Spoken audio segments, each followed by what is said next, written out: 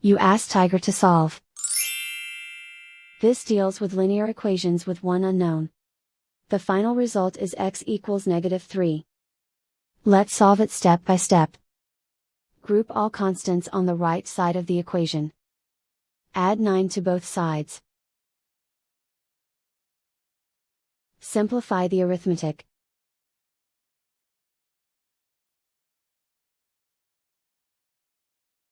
Isolate the x.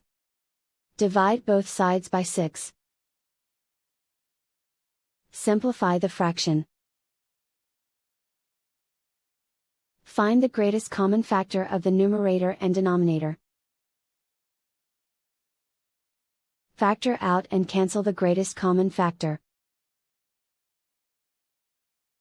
And so the final result is x equals -3.